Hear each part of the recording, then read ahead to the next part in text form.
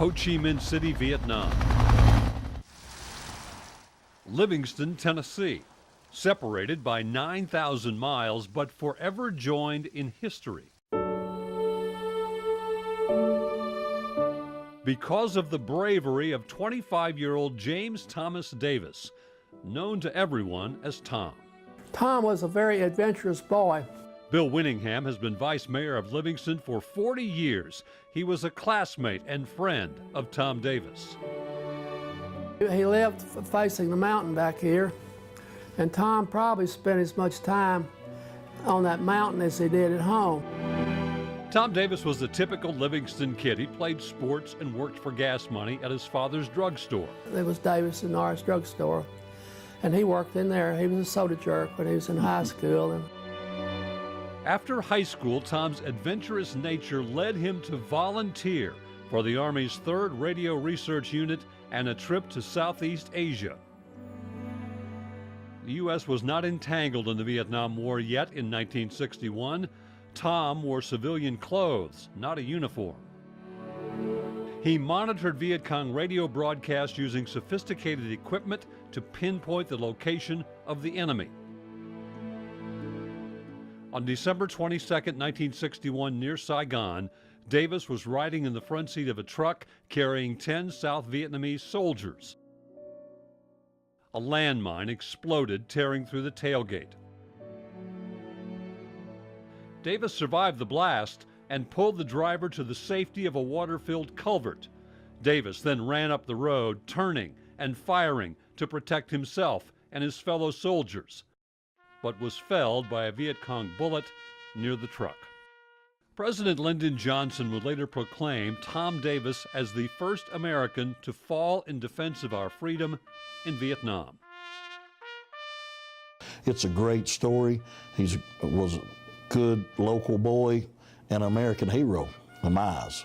Back in Livingston, inside the Davis family home on East Cedar Street, that December night, a birthday celebration was underway for Janie, the 4th of 5 Davis children who turned 15. The family was expecting Tom any day. They were not expecting a cab that night to inform them Tom would not be coming home. We won't ever forget him. Tom Davis is, in a way, has put Livingston on the map. We're very proud of him for what he has done for his country. Livingston Mayor Curtis Hayes was born after Tom Davis died. He learned about Davis on the Livingston Academy football field that bears his name. And the sacrifice that Tom Davis made that got his name put on the stadium. The ultimate sacrifice is the best that you could ever do for your country. Tom Davis is memorialized at Good Hope Cemetery by a tombstone, American flag, and plaque telling his story. Tom Davis is memorialized with granite and copper on the Livingston Town Square. Visitors pay their respects. School kids learn the history of their town and the bravery of a man whose adventurous nature took him from the hills of Tennessee to the rice paddies of Vietnam, and whose bravery is remembered proudly.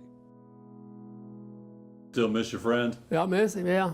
Yeah, I miss the guy, yeah. Yeah, Tom Davis, he was a great band, yeah.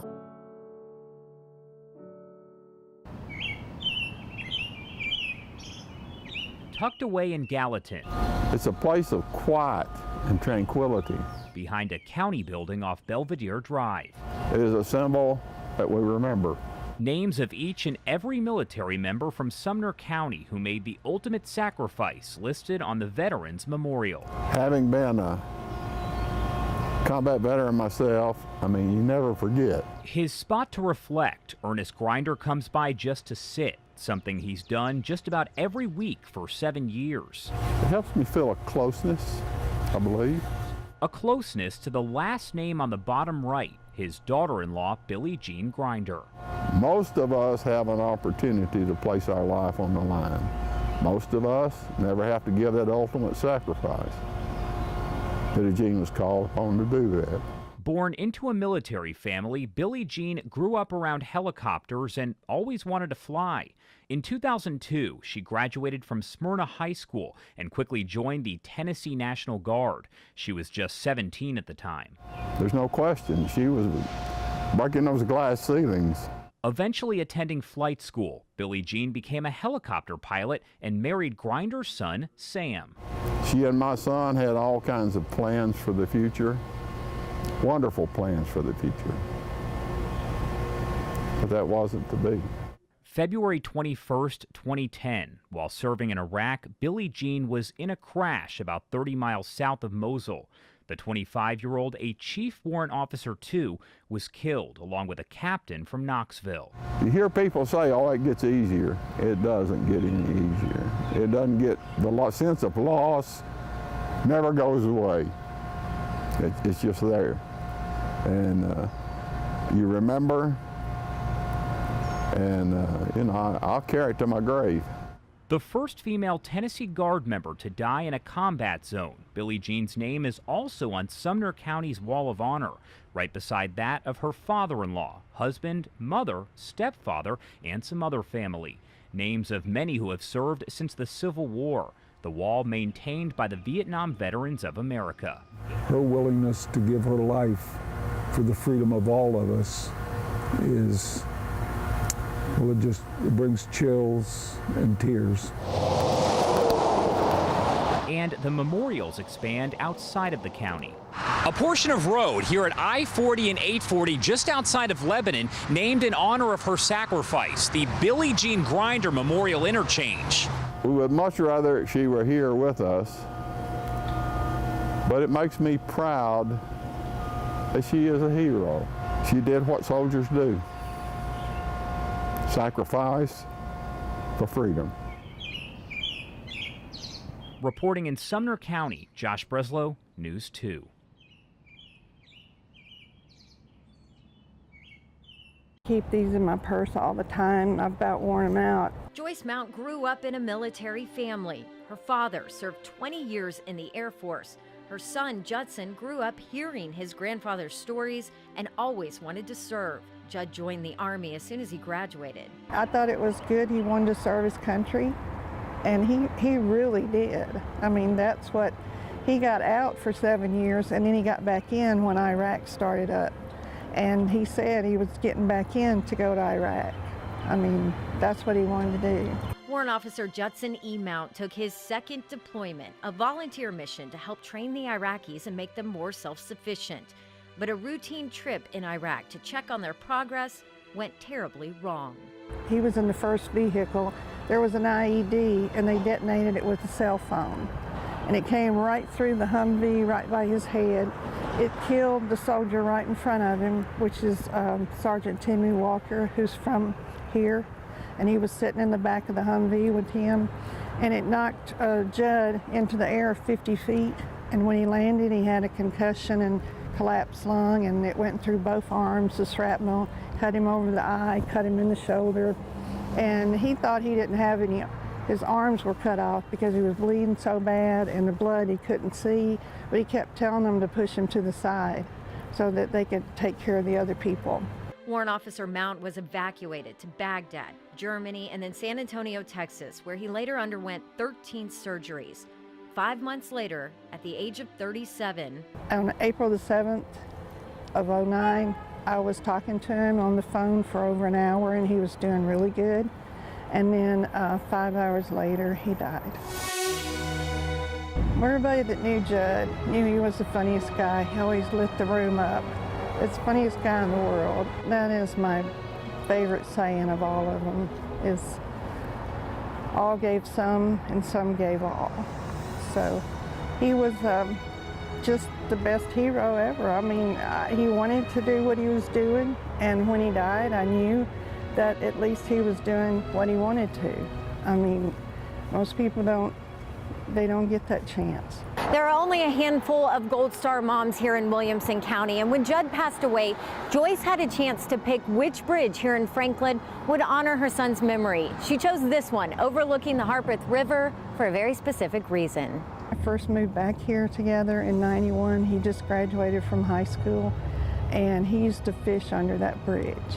And at that time, he used to hang out with Earl at the fruit stand, and we thought that was so cool. There was a fruit stand right on Main Street, but he used to fish there, so I can see him now down there fishing.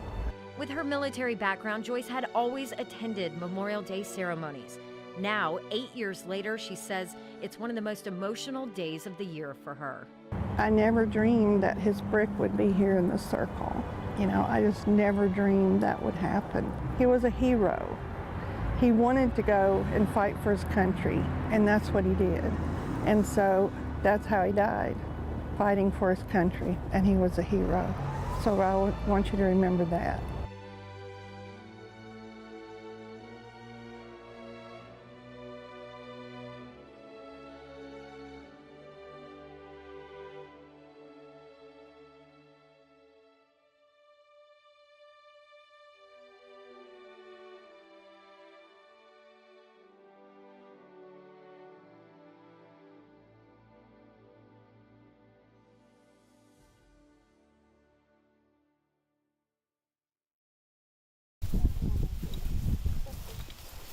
Step by step, hand in hand, one moment and day at a time. It comes right back.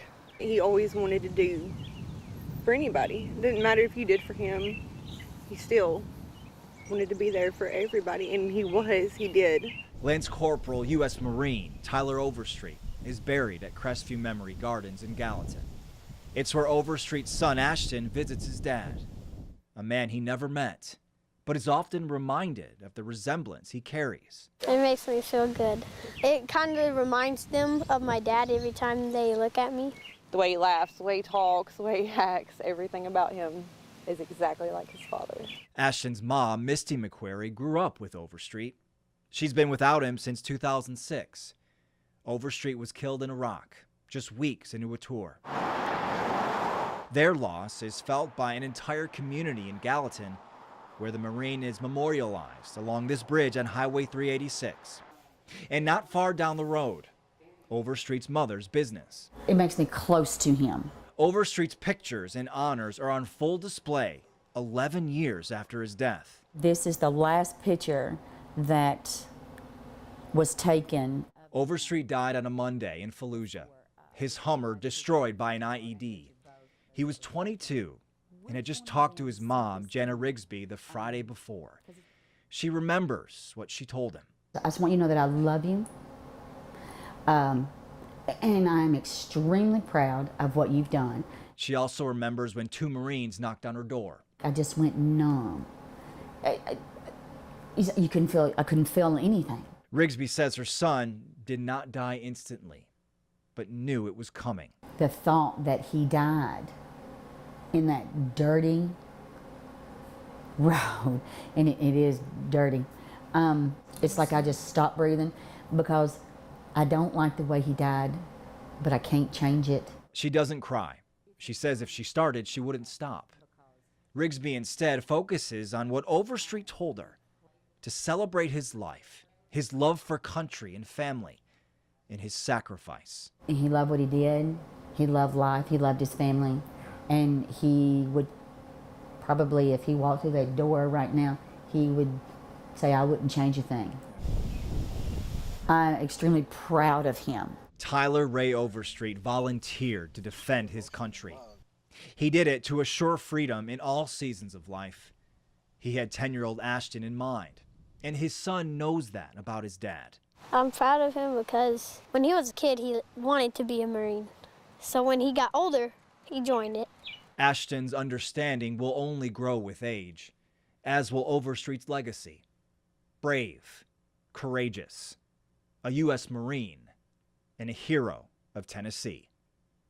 Eric Egan, News 2.